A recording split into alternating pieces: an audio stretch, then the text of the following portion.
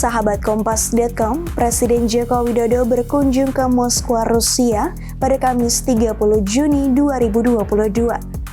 Kunjungan tersebut tak lain sebagai upaya mendamaikan hubungan Rusia dan Ukraina. Setibanya di sana, Jokowi langsung menuju Istana Kremlin untuk bertemu Presiden Rusia Vladimir Putin. Setidaknya ada 5 poin penting yang muncul dalam pertemuan ini. Beberapa di antaranya yakni soal kemanusiaan, penyelesaian damai atas konflik Rusia dan Ukraina, serta kondisi pangan hingga pupuk dunia. Selain itu, Jokowi dan Putin juga membahas jaminan keamanan rantai pasokan pangan dari Rusia dan Ukraina hingga kerjasama bilateral Rusia dan Indonesia. Dan yang kelima, tadi kami berdiskusi panjang mengenai kerjasama antara Rusia dan Indonesia, baik di bidang investasi, di bidang perdagangan maupun di bidang turisme, yang akan kita tindak lanjuti dengan membentuk tim agar bisa membahasnya secara detail.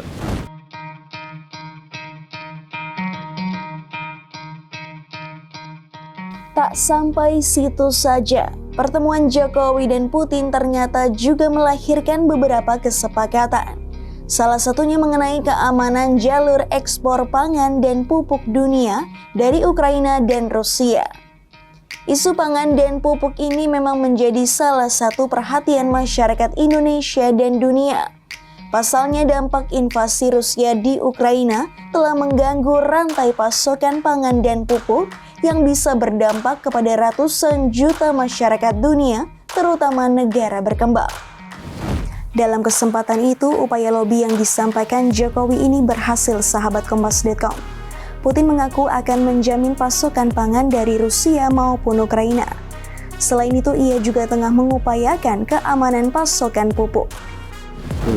Мы с ними заочно дискутируем на все эти темы, можно дискутировать сколько угодно, но сейчас нужно принимать какие-то действия для того, чтобы ситуация не стала трагической.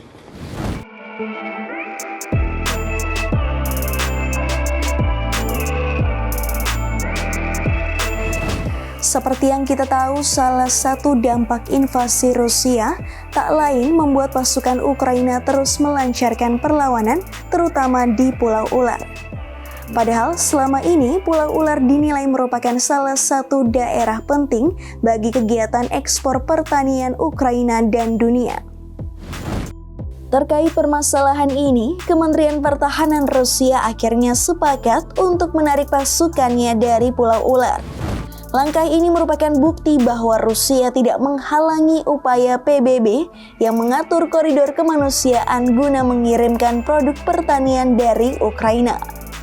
30 июня в качестве шага доброй воли вооруженные силы Российской Федерации завершили выполнение поставленных задач на острове Змеиный и вывели находившийся там гарнизон. Тем самым мировому сообществу продемонстрировано, что Российская Федерация не препятствует усилиям ООН для организации гуманитарного коридора по вывозу сельскохозяйственной продукции с территории Украины.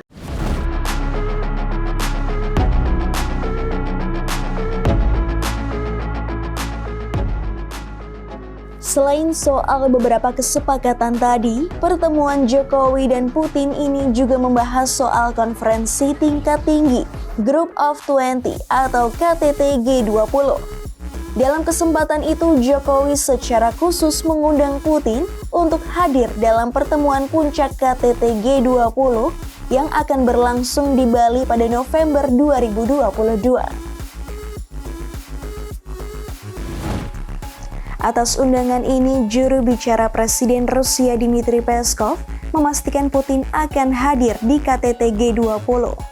Menurut Peskov, Rusia akan terus menjadi bagian G20 yang tahun ini diketuai oleh Indonesia. Да, мы имеем приглашение. Россия продолжает быть участником G20.